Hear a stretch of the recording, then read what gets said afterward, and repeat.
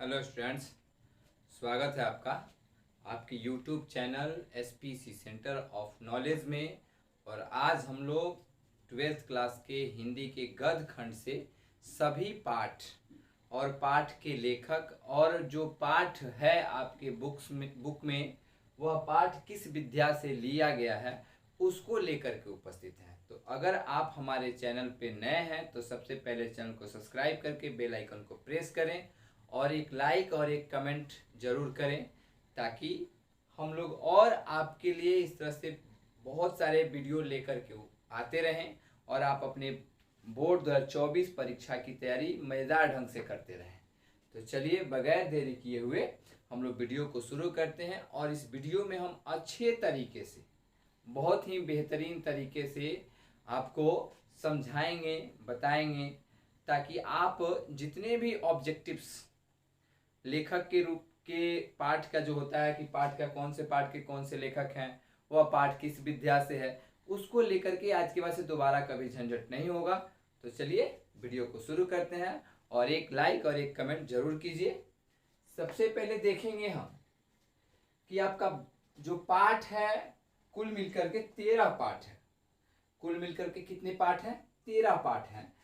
जो सबसे पहला जो है बातचीत, क्या है? बातचीत। जो पहला पाठ है आपका बातचीत, कौन सा पाठ है दोस्तों? तो बातचीत। बातचीत किसकी रचना है? तो बालकृष्ण भट्ट की रचना है। आप याद कर सकते हैं कि बातचीत किसकी रचना है? तो बालकृष्ण भट्ट की रचना है। और यह किस विद्या से ली गई है? तो निबंध है। बातचीत क्या है? तो निबंध है। और यह किसके द्वारा रचित है? तो बालकृष्ण भट्ट के द्वारा रचित है। हम ऐसे भी शॉर्टकट तरीके से याद कर सकते हैं, ब से बातचीत और ब से बालकृष्ण भट्ट। तो बालकृष्ण भट्ट क्या लिखते हैं? निबंध लिखे हुए हैं। आपके जो 12th क्लास का हिंदी है दिगंत, उसमें बालकृष्ण भट्ट के द्वारा क्या लिखा गया है? तो निबंध लिखा गया है। किसके ऊपर निबंध लिखा गया है? तो बातचीत के ऊपर। किसके ऊपर? बातचीत के ऊपर। तो पहला आपका क्वेश्चन जो है वह संपन्न होता है, खत्म होता है। और आप अच्छे तरीके से इसको समझ चुके होंगे, आशा करते हैं। दूसरा आपका चैप्टर है उसने कहा था। क्या करा?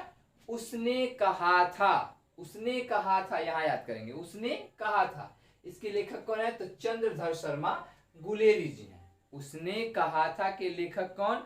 तो चंद्रधर शर्मा गुलेरी जी। अब यहां याद करेंगे कि उसने कहा, कहा मतलब कहानी। क्या? कहा मतलब कहानी। तो चंद्रधर शर्मा गुलेरी ने क्या कहा? कहानी कहा। तो आप यहां याद कर सकते हैं कि उसने कहा था क्या है दोस्तों? तो कहानी है। कैसे हम लोग समझ रहे हैं कि उसने कहा, क्या कहा?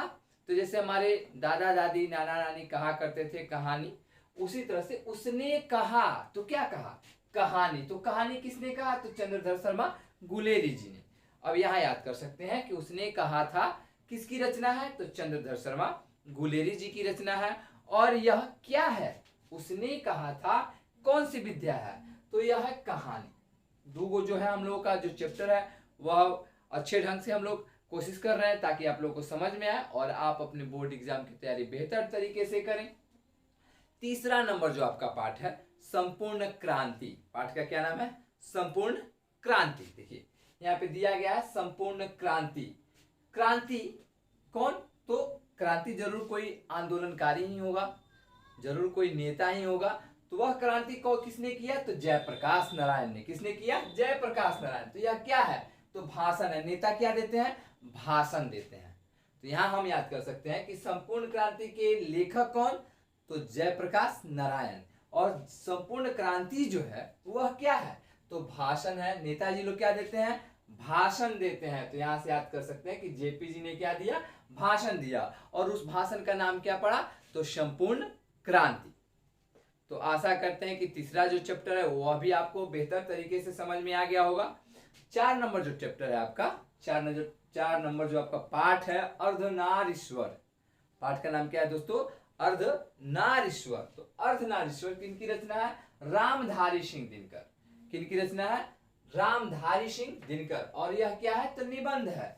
यहां याद कर सकते हैं अर्ध यानी रामधारी, इसमें भी आ रहा है, इसमें भी आ रहा है। तो हम ऐसे याद कर सकते हैं कि अर्धनारीश्वर किनकी रचना है? रामधारी। यहां भी अर्धनारी रामधारी याद कर सकते हैं। अर्धनारी और रामधारी। मैचिंग कीजिए थोड़ा सा कि अर्धनारी किसने लिखा, रामधारी। और यह क्या है, तो रामधारी ने क्या लिखा, निबंध लिखा। तो हम ऐसे याद कर सकते हैं कि अर्धनारीश्वर किनकी रचना है, तो रामधारी सिंह दिनकर की रचना है। और यह रामधारी सिंह दिनकर के द्वारा जो लिखा गया है अर्धनारीश्वर वह क्या है, तो निबंध है। क्या है दोस्तों, तो निबंध है। चलिए हम लोग को 4 जो लेसन हुए वह अभी तक हम लोगों ने कंप्लीट किया। अब हम बात करेंगे रोज। क्या बात करेंगे, रोज। पाठ का नाम है आपका रोज, जिसके लेखक हैं सच्चिदानंद हीरानंद वात्स्यायन अज्ञेय। रोज अज्ञेय याद कर सकते हैं, शॉर्टकट नाम रोज अज्ञेय, अज्ञात अज्ञात ऐसे याद कर सकते हैं। रोज के लेखक कौन, अज्ञात यानी अज्ञेय साहब। कौन, अज्ञेय साहब। अज्ञेय साहब ने क्या लिखा, तो कहानी लिखा। क्या लिखा, कहानी लिखा। चलिए आगे बढ़ते हैं हम लोग, और जो आपका 6ठा नंबर जो पार्ट है उसको देखते हैं, एक लेख और एक पत्र। देखिए, एक लेख और एक पत्र किसके द्वारा लिखा गया, भगत सिंह के द्वारा। भगत सिंह हमारे क्रांतिकारी, कहें तो क्रांतिकारियों में से एक थे, महान क्रांतिकारी थे। तो भगत सिंह बीते हुए समय में लिखे, तो यह किस विद्या से है, तो ऐतिहासिक पत्र है। काहे कि इसमें हम याद कर सकते हैं एक लेख और एक पत्र क्या है, तो ऐतिहासिक पत्र है। और ऐतिहासिक पत्र बीते हुए समय में लिखा गया किनके द्वारा, तो भगत सिंह के द्वारा। चलिए आगे बढ़ते रहते हैं, और ऐसे ही हम लोग जो सभी चैप्टर्स हैं उन सभी चैप्टर्स के लेखक यानी राइटर्स, और वहाँ पे हम देखेंगे विद्या, यानी उसको भी हम लोग देख के आराम से सॉल्व कर सकते हैं। तो चलिए आगे बढ़ते रहिए, और ऐसे ही आप अपने परीक्षा की तैयारी करते रहिए। चलिए अगला क्वेश्चन आपका लेशन है ओषधा नीरा। क्या है, ओषधा नीरा किनकी रचना है, तो जगदीश चंद्र माथुर। और इन्होंने क्या लिखा, तो निबंध ओषधा नीरा। ओ जो हमेशा हमेशा से बहते चली आ रही है, ओषधा नीरा किनकी रचना है, तो जगदीश चंद्र माथुर। याद कर सकते हैं, नीरा मतलब पानी, माथुर यानी मथुरा।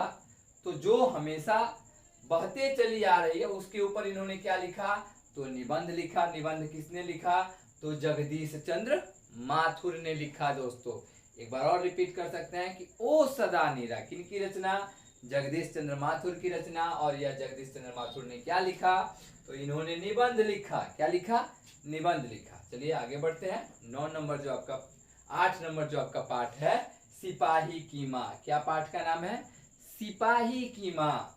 और यह किनकी रचना है, तो यह रचना है मोहन राकेश जी की। सिपाही की माँ कौन, तो मोहन राकेश। और यह क्या है, तो एकांकी है। क्या है, यह एक एकांकी है। सिपाही की माँ क्या है दोस्तों, तो यह एक एकांकी है। और एकांकी को किसने लिखा, तो मोहन राकेश ने लिखा। अब 9 नंबर की प्रगीत और समाज। क्या देखते हैं, प्रगीत और समाज किनकी रचना है, तो नामवर सिंह की रचना है। और नामवर सिंह ने क्या लिखा, तो निबंध लिखा।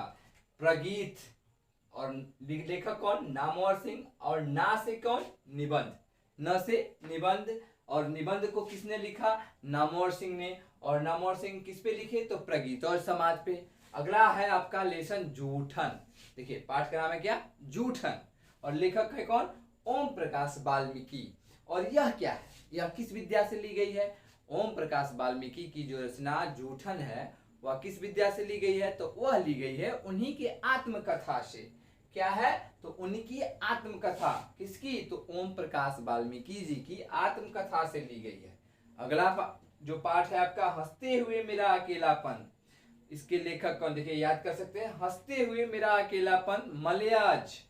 कौन है, तो हंसते हुए मेरा अकेलापन के लेखक जो है मलयज हैं। कौन है दोस्तों, तो मलयज हैं। और मलयज जी ने क्या लिखा, तो डायरी लिखा। कहा अपने अकेलेपन का जो है पूरा वर्ता कहाँ किए, तो इन्होंने डायरी में किया। तो डायरी में किसने किया, मलयज साहब ने किया। आगे चलिए तिरिच। देखिए तिरिच, तिरिच की रचना कौन, उदय प्रकाश। प्रकाश हम याद कर सकते हैं कि प्रकाश जो होती है तिरछी किरण, तो प्रकाश उदय प्रकाश किसकी रचना की है, तो तिरिच की। अब तिरिच है क्या, तो यह एक कहानी है, किरणों की कह सकते हैं। प्रकाश प्रकाश प्रकाश मतलब किरण।